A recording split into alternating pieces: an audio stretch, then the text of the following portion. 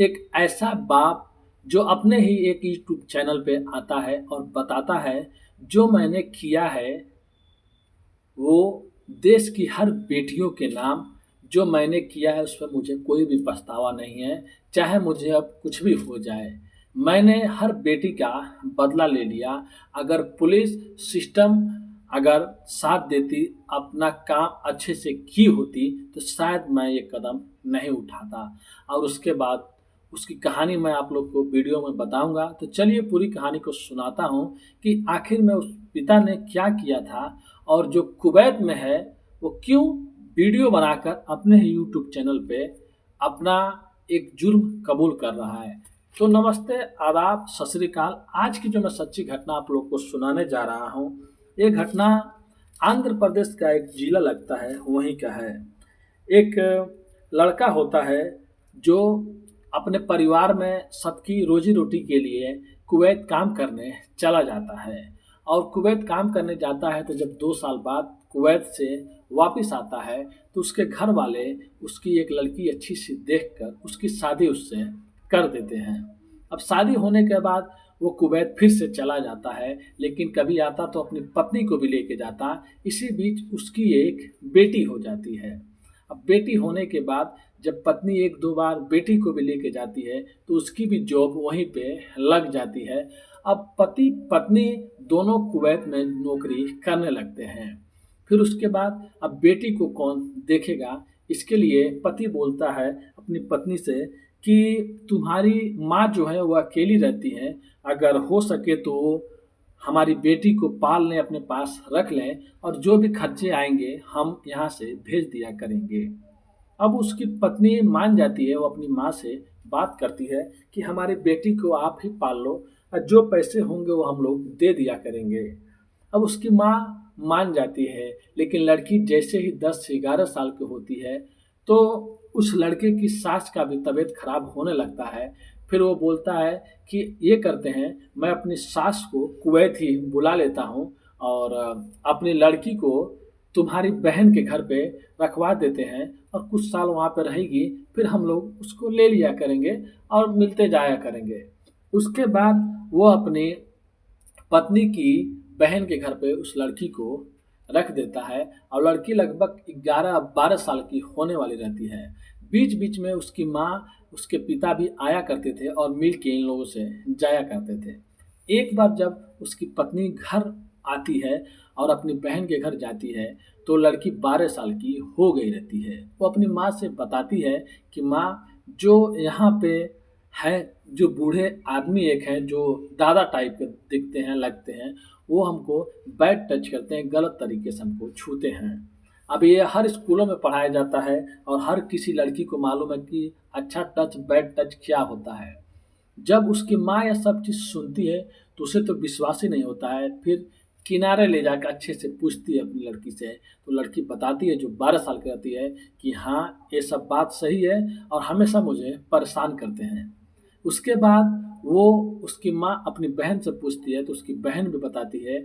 उसकी बहन का वो ससुर होता है, वो बताती है कि हाँ, मैंने भी देखा है, सुना है, लोग बोलते हैं और इसके आगे मैं कुछ नहीं जानती हूँ। ये सब बात जब वो अपने पति को बताती है जो कुवैत में काम किया करता था, तो वो उसको बहुत गुस्सा आता है। वो बोलता है कि तुम एक काम करो, तुम वहाँ का जो लोकल पुलिस थाना है तुम वहाँ पे जाओ और जाने के बाद एक रिपोर्ट लिखवाओ मोइलेशन का कि हमारे बहन का जो ससुर है वो हमारी बच्ची को परेशान करता है और बच्चियों के जागरूक के लिए बहुत से कानून आया है, उसको बख्शा नहीं जाएगा। अब जब पुलिस के पास एक माँ जाती है अपनी बच्ची का रिपोर्ट लिखवाने तो पुलिस वाले उसको ज़्यादा सीरियस नहीं लेते हैं और उस आदमी को बुलाते हैं जो 55 या 60 साल का रहता है और उसको बस समझा के थोड़ा धमका के ये लोग छोड़ देते हैं। उसको गिरफ्तार नहीं करते, उसको जेल में नहीं डालते हैं। फिर वो अपने पति से बताती है कि ऐसा ऐसा हुआ पुलिस थाने में। बोलता है दोबारा जाओ और बोलो कि आप लोग ऐसे कैसे छोड़ रहे हैं, फिर किसी और के साथ में वो करेगा, किसी और बच्ची के साथ में गलत करेगा और कुछ बड़ा हो जाएगा तो आप लोग क्या सीरियस लेंगे।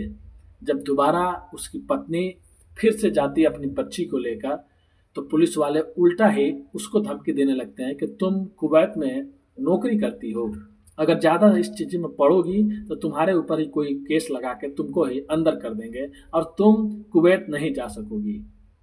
अब वो बेचारी डर जाती है और आने के बाद पूरी बात अपनी पति को बताती है। पति बोलता है छोड़ो जाने दो, तुम बेटी को लेकर कुवैत आ जाओ। फिर कुछ दिनों बाद वो अपने बेटी को लेकर कुवैत चली जाती है और सारा मामला वहाँ पे अपने पति को बताती है। अब पति बोलता है अब जो भी करूँगा मैं करूँगा, क्योंकि अगर पुलिस सही टाइम पे अपना काम अच्छे से की होती तो शायद मुझे गलत काम करने नहीं पड़ते। कानून को हाथ में नहीं लेना चाहिए, लेकिन अब कानून को हाथ में लेना ही पड़ेगा जब कानून ही इंसाफ नहीं कर रहा है। फिर वो अपने मालिक से 4 दिन की छुट्टी लेता है और 4 दिन की छुट्टी लेने के बाद 6 दिसंबर को वो चेन्नई उतरता है और चेन्नई उतरने के बाद कुवैत से वहाँ पे एक टैक्सी करता है और टैक्सी करने के बाद जिस ज़िले में उसको जाना होता है उस ज़िले में जाता है और जिस टैक्सी को वो भाड़ा पे लिया रहता है उसको रोक के रखता है और रात के टाइम में सन्नाटे में वो एक राड लेकर चेन्नई से आया होता है, वो लेके जाता है और उसको मालूम रहता है कि वो आदमी, वो शख्स कहाँ सोता है जिसने इसकी बेटी के साथ में छेड़खानी या जो भी चीज़ किया था। वो जाता है, वो अकेला सोया रहता है। अब वो एक राड इतनी तेज़ी से उसके सर पे मारता है, फिर उसके बाद दूसरी राड भी उसके सर पे मारता है और उसके बाद वो चेक करता है कि वो आदमी जिंदा तो नहीं, पता चलता है कि वो मर गया है। फिर राड वहीं पे फेंक देता है, फिर गांव का बाहर जाता है और उसी फिर से टैक्सी में बैठता है और चेन्नई चला जाता है। फिर उसके बाद जाके बेहिचक अंदर बोर्डिंग करता है और फिर 2 ही 3 दिन के अंदर वो इंडिया से फिर से वापस कुवैत चला जाता है। अब किसी को कुछ भी पता नहीं चलता है। इधर सुबह-सुबह जब लोग देखते हैं कि ऐसे में वो आदमी का मौत हो चुका है, राड फेंका हुआ है, तो पुलिस आती है और पुलिस पता लगाने में जुट जाती है कि किसने किस लिए ये सब किया है, तो पुलिस को कुछ भी हाथ सुराग नहीं लगता है। लगभग 2 या 4-5 दिन गुजर गए होते हैं और सोशल मीडिया के ज़रिए ये जो शख्स जो कुवैत में रहता है, वो सोशल मीडिया पर जैसे कि एक्स हो गया और भी चीज़ हो गया, उस पे वो जानकारी लिया करता था कि कहाँ तक केस पहुँचा, आरोपी पकड़ा गया कि नहीं पकड़ा गया। अब उसके अंदर एक अजीब-सी हलचल हो रही थी कि मैंने तो इंसाफ़ कर दिया, लेकिन बताना भी ज़रूरी है कि अगर कोई कुछ ऐसा करता है, तो किसी भी लड़की के पिता चुप नहीं रह सकते हैं। अब लगभग 5 या 6 दिन बीता रहता है, जब वो देखता है कि पुलिस के हाथ कुछ भी नहीं लग रहा है और पुलिस तो ऐसे मौन पड़ी है, तो पुलिस से और हो ही क्या सकता है। फिर वो एक दिन अपने यूट्यूब चैनल पे आता है और आने के बाद जो तमिल भाषा में ही कुछ मिनट का वीडियो बनाता है और बताने के बाद उसमें बताता है कि मेरे साथ में ऐसा-ऐसा हुआ था।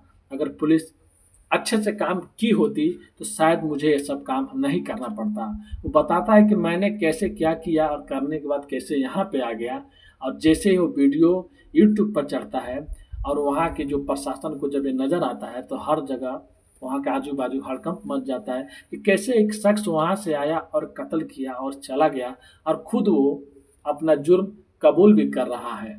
तो क्या बस उसी की गलती थी? अगर यहाँ पे पुलिस शायद अपना काम अच्छे से की होती, उसको गिरफ्तार किया होता, उसको जेल में डाली होती, तो शायद वो भी दोबारा कुछ गलत काम नहीं करता और इस बच्ची के पिता भी इंसाफ के लिए उसको भी इंडिया आके कत्ल नहीं करना पड़ता।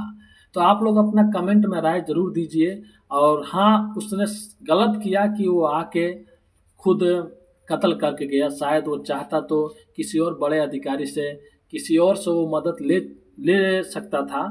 फिर जो पुलिस वाले थे जिन्होंने कार्रवाई नहीं की, उन पे भी कार्रवाई हो सकता था, क्योंकि एक पुलिस स्टेशन में ये नहीं है कि सारे पुलिस वाले ऐसे हैं, उनसे बड़ा भी है, डीएसपी हो गए, एसपी हो गए, डीआईजी हो गए। अगर चाहे तो किसी और से भी हेल्प लिया जा सकता था, लेकिन अब जो हो गया।